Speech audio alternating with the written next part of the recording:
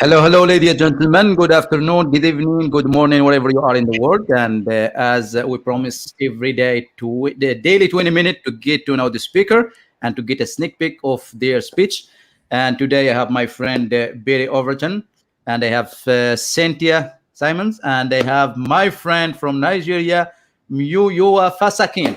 I hope you said your name right, my friend. And welcome, my friend. And let's each one introduce themselves and tell us a little bit about yourself and a sneak peek of their speech. Go ahead. All right, I'll start. My name is Barry Overton. I am a real estate agent here in the Denver, Colorado area. Background in law enforcement, spent 26 years in law enforcement. I've been an entrepreneur for 25 years, real estate agent for 20 years, brand new author and speaker as of the last year and a half. So really exciting time in my life, and definitely, Ali, I appreciate the opportunity to be a part of this platform. Just to touch on my book is called Ignite Your Greatness, and it's really just talking about the fact that we all have greatness inside of us and being able to identify our gifts and talents and bring those to the surface to unleash them really on the world. Because when we look at people like your Tom Brady's or your Michael Jordans or Michael Jacksons for that matter, we look at that as greatness and we lay that on a pedestal, so to speak. But we all have some gifts and talents. Each one of these people on here, I personally know Cynthia and Fanny and Ali, and I know that they have greatness in them. And just like the person that's listening to this right now, I know that you have greatness in you. It's just a matter of, do you know it and have you identified it? But what I'm going to actually be speaking on in regards to the summit this Saturday is being able to get back to restoring love in the world. And it's by mastering perspective.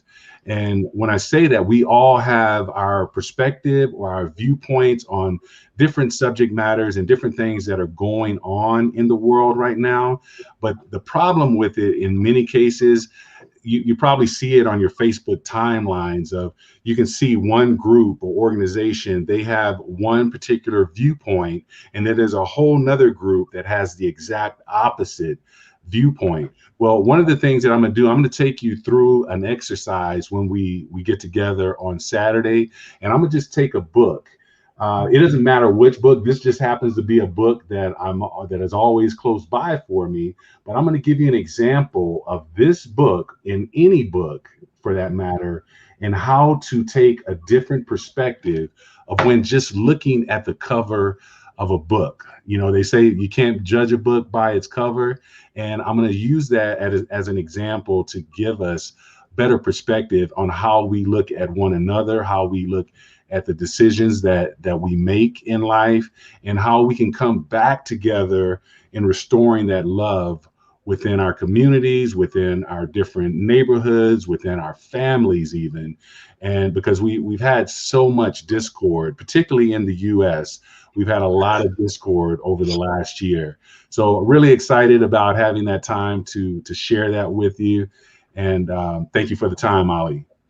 Thank you very much, Barry. I really appreciate it. And what a strong way to start, like restoring the love. And that's all what we need. And I can't wait to get your book, my friend. Like Ignite Your Greatness. Seems like an amazing book. I can't wait to hold it in my hand. Cynthia Simons, my friend. Hi, Ali. Hello, everyone. I think I know everybody on here, but Muiwa, you were new to me today, so I'm excited to share the stage on Saturday also with all of you. So my topic is about never giving up, and Barry, much like yours, it is about, having that endurance to push through and helping others and having that greatness inside of you. My story is battling 4 different cancers. Not one was related to the other. Being fired from 2 jobs because of those cancers, and I'm talking very nice jobs. I mean, the city, working for the city, and working at the hospital in the OR, and losing my job because of cancer. And in 2009, doctors actually gave me 6 months to live. I had multi-vital organ involvement with very poor prognosis.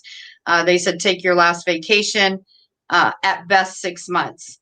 And my thought was, I actually did all of my own funeral arrangements. I actually had a good time with the funeral director. We laughed and joked the whole time. And so I didn't take the words that were said to me that day, you have 6 months.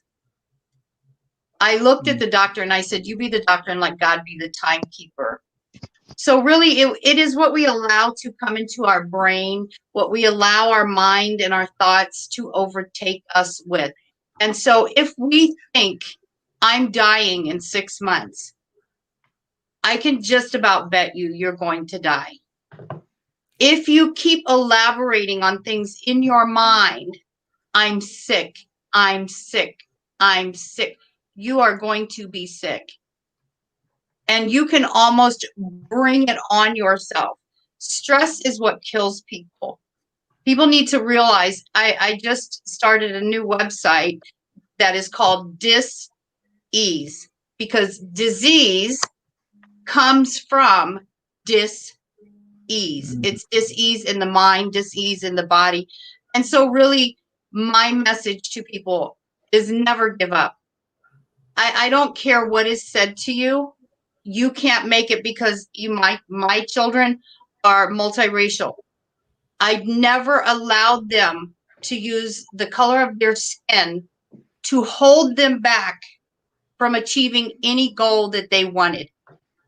It was to fight and push forward. Don't allow anything or anyone to stop you from being the best that you can be in this world. And so I don't care if it's an illness, if it is your skin color, if it is your gender, if it is your sexual preference, whatever it is in your life that you desire to have and achieve, never give up. Continue to push forward and strive for that. Because had I given up, I probably would be in that box casket that I picked out with the funeral director. But instead, I watched 2 squirrels play outside my window, and I realized these squirrels are happy. They don't have a job. They don't pay bills. They don't have a house to clean, and they're happy. They're content. They're enjoying their life. And that's the day that I got busy and I said, if 2 squirrels, and it's amazing that Les Brown also picked a squirrel. There's something about the squirrels. I don't know what it is, but you can watch them play and be happy. They find their food, they find their shelter, and they continue to exist. And the Bible says, if I provide for the fowl in the air, will I not do more for my own child? And so if we listen to that and we think, okay, look, the birds have food and shelter and everything they need. They produce new babies. So they're born, not in a hospital, but they're born. So I took that and I said, you know what? Life is not about all of these other things that I have made so important. Oh, my job. Oh, the bills. Oh, the house. Oh, the car. Because the squirrels and the birds are fine. And they just have minimal stuff. And so that's the whole point. It's just never give up. No matter what you have or what you're starting with. I don't care if it's the bare minimum. You can achieve your goals.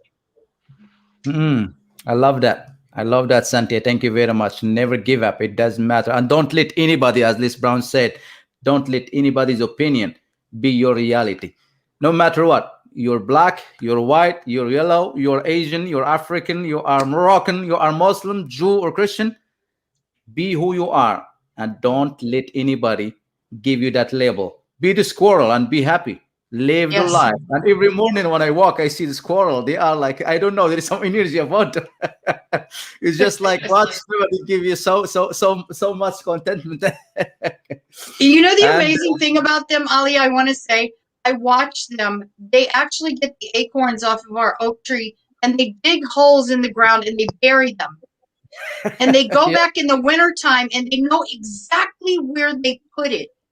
It is amazing to me that they know where to go back and reap what they have put into the ground. It's amazing. It is absolutely. So I just want to say thank you. And I want to apologize to you, Ali, because I do use StreamYard. And so it says host Cynthia Simmons, which is not true. I'm not the host. No, it's all right. That title is on my StreamYard, so it popped up on yours, which I didn't know it would. No, it's all So right. I apologize for that. It's all right. We'll be right back. We'll take this little break and we will back to my friend Fanny Tammy.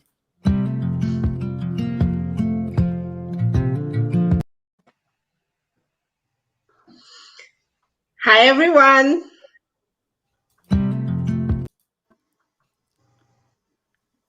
Are we back, Ali?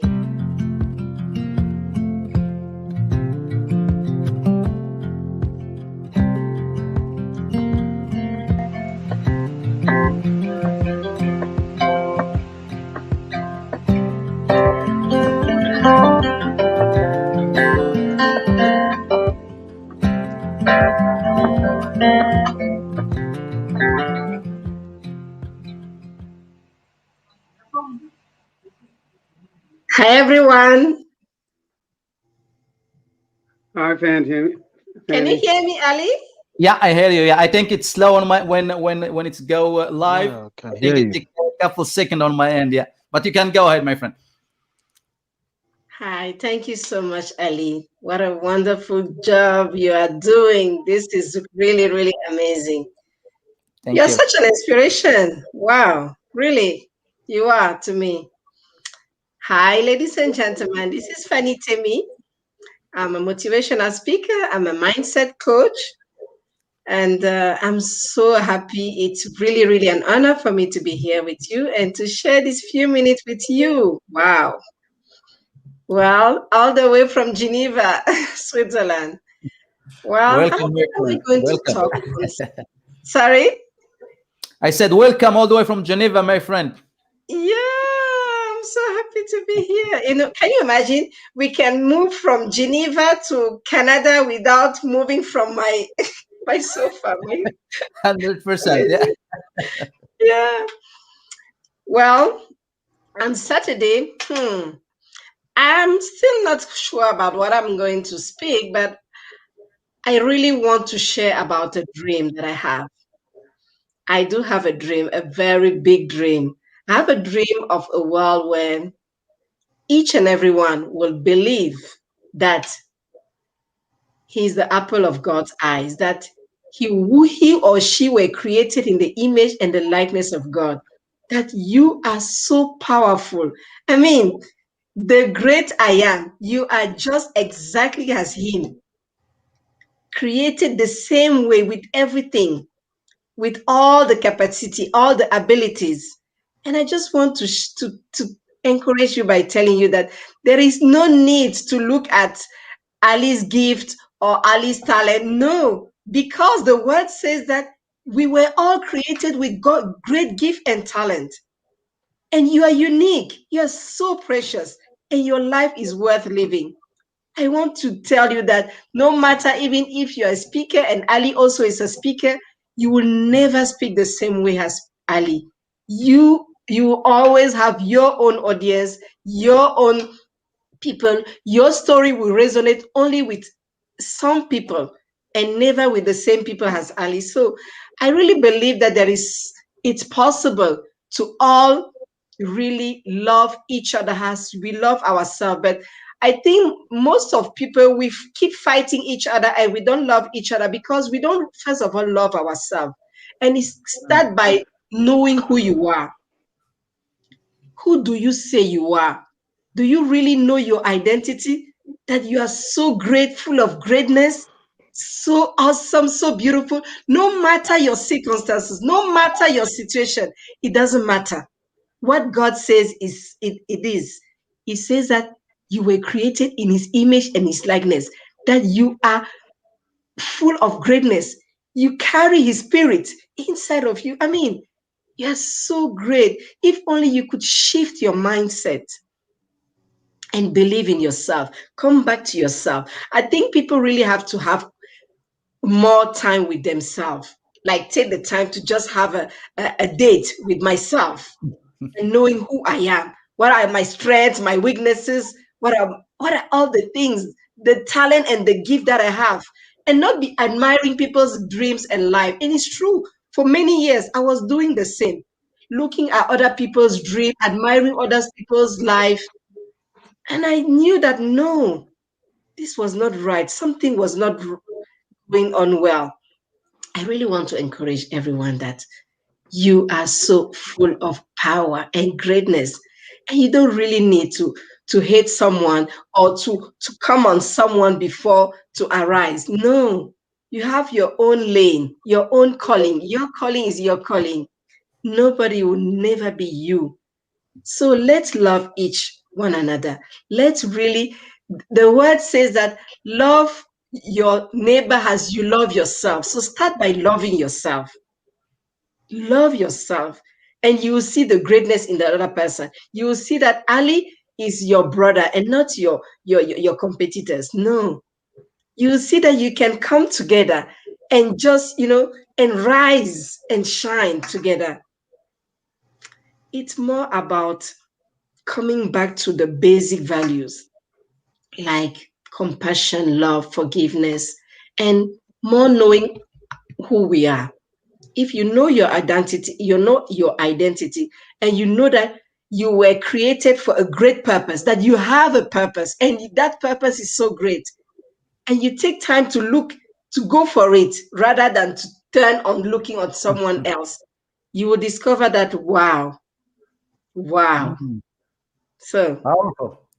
Powerful, sister. Thank you very much. I really love that. It's all about love, sharing that love, and focusing on complementing each other instead of competing against each other. And they really love what Martin Luther Jr. said. He said once, darkness cannot drive out darkness. Only love do that.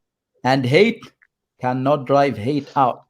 Only No, sorry. Darkness cannot drive darkness out. Only light can do that. And hate cannot drive hate out. Only love love. can do that. Ruby, Only love can do that. And that's really what we need to come out as one word, as humanity. And sharing is caring, and we support each other, because when we grow together, we grow as a team. We support each other. If we see the weak of us, we support them to be strong. If we see the strong one, we support them to be stronger. But unfortunately, the school and the society, it just put in us, I need more. And if I have more, I don't want to share with others because I want to grow. And if I have one car, I want two. If I have two, I want three. If I have a big house, I want two. And we just become like obsessed with that. And that's unfortunately, I like what Cynthia shared at the beginning. If you know that the doctor tell you have 6 months to live, are you going to compete like that? Are you going to be like buying another house or two or three or four? All you have to worry about what I'm going to live on this planet for my children, for my friend. When Steve Jobs was like his last days, he was like listing all those machines and all that stuff. You know what he said? He said I was chasing all the money and they get all the success I want, I get all the money I want. But one thing I regret is the time to spend with children, with my family, that connection. That's all. So that's coming from the most successful person in the world, the richest person in the world. Can imagine that's humanity is suffering nowadays, and we need to be there to support each other and come as one. And time come up for my friend Joe Baptist, my brother. Take it from there. Hello, everyone. Baptiste, thank you, Ali. Thank you. Good to see everybody. I'm excited about Saturday. Thank you. Thank you. Interesting. What a topic. That we're going to be all going to have an opportunity to express.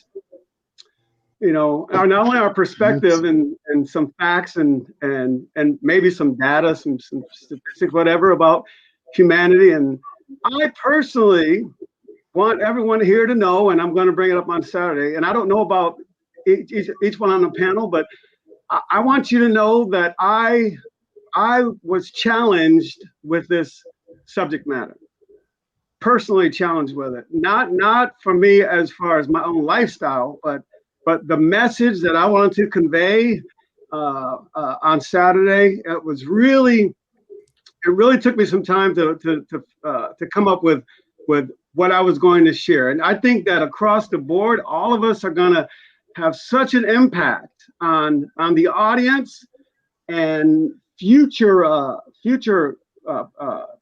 individuals listening to this message out here in the universe. I'm going to be speaking on, I know most of us have heard the song, What the World Needs Now, and so, my topic is going to be what the world needs now is kindness. Yes. And how am I going to express it and 15 minutes, 14 minutes, et cetera, et cetera. But anyway, just to give us a short overview, I want to tell you a story that happened to myself here. Well, two things. This is all recently since Ali came up with this wonderful, wonderful topic. Here's what happened. So I was out jogging, and I'm in the States. I'm here in Atlanta, Georgia. So I was out jogging in my neighborhood, and before you cross over, there's a button to hit for the little flashers to come on, so that you could cross over. It's pedestrians first. The cars are supposed to stop and let you get across. So I hit the little button, flashers come on, and I'm waiting because there's a couple of cars probably about 20 yards back. They're going up. Of course, the speed limit is 30 miles an hour. This is just not in my neighborhood. It's on one of the main roads to get up towards the golf course. And so I hit the lever, I hit the little button, see the flashers come on, and I know they're about 20 yards back, maybe 30 yards back, that far back. Well, this one vehicle literally sped up. Now the flashes are already going on. We know if you hit somebody, you're 100% wrong for the most part. Anyway, the flashes are going on. Now picture this, flashes going on. I'm waiting to get across, and this one car accelerates to hurry up and get past the flashers so that he can proceed up the road. And I'm saying to myself, what's going on here? What's the rush? What's the urgency? Where's your consideration for letting an individual cross? That's the idea, But here's what I did to myself. I said, well, maybe that person's got an emergency, to get it off of me. I said, maybe that person's got an emergency and they have to hurry up and get somewhere. That's a legitimate emergency. But then if you say he had an emergency, why don't they put his emergency flashers on in case he's got a medical condition? In case he's got a family member that could be his wife in the car, he's hurry up and get to the hospital. I don't know. But anyway, so that car sped past me, and I was like, geez, what's going on out here? I'm noticing all these, everybody's in a rush.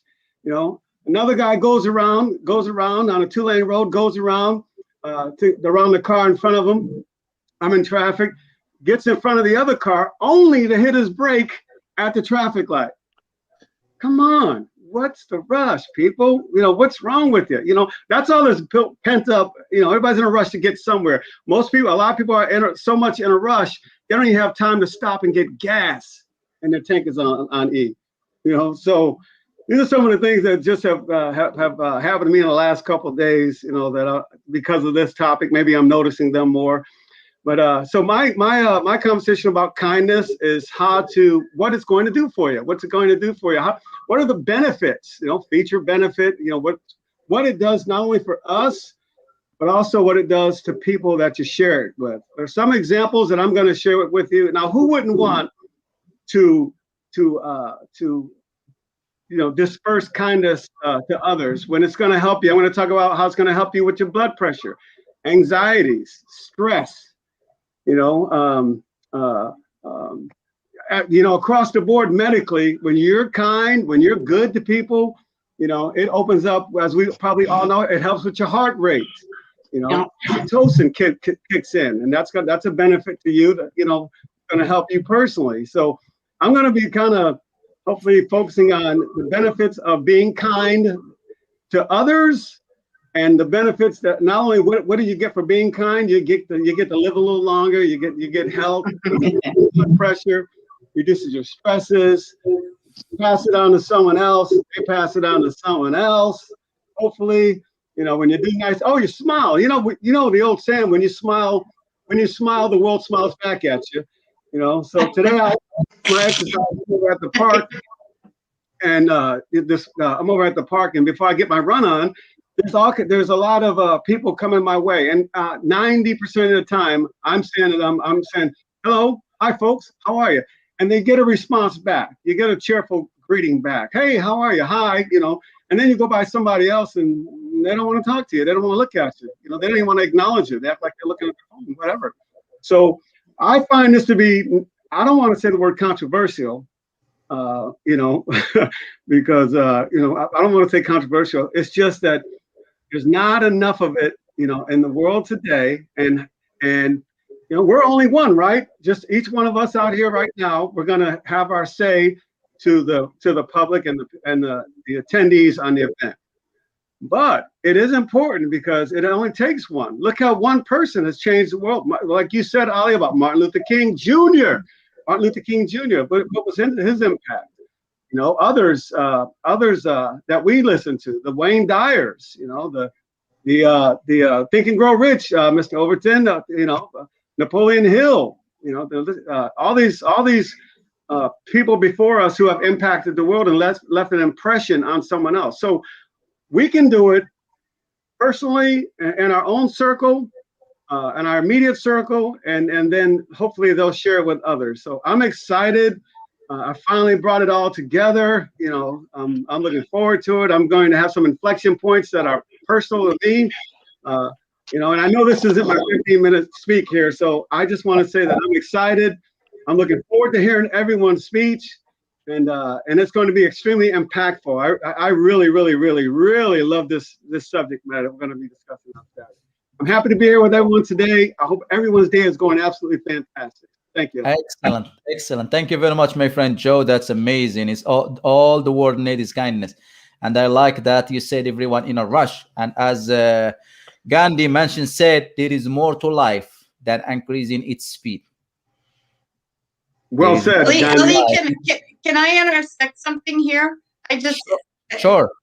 So many years ago, I worked as in retail as a cashier, and we had to do a price check on something, and people were standing in line, and people were getting very nasty, you know, because they're waiting. We have to wait in line, you know, for this to happen.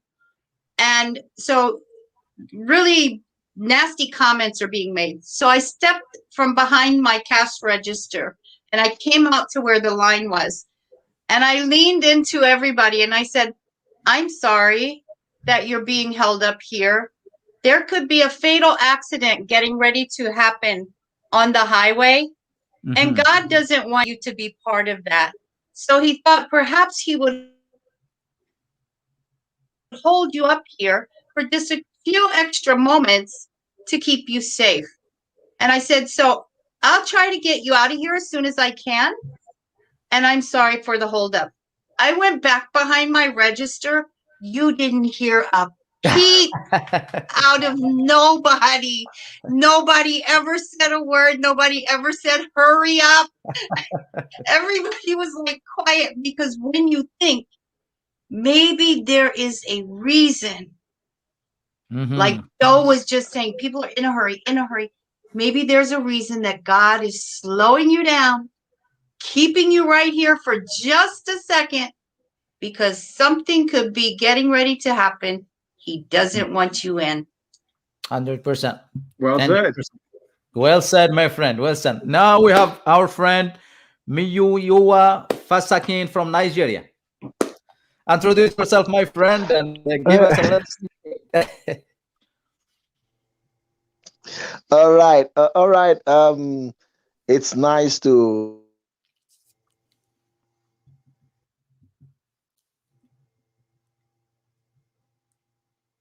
I hope you can hear me. Okay. You're freezing. Can you hear me? Sorry, hear you now. The internet network here. Okay, the internet network here is a little bit not too good, but we'll move ahead. All right. So my name is Muyiwa Fashakin.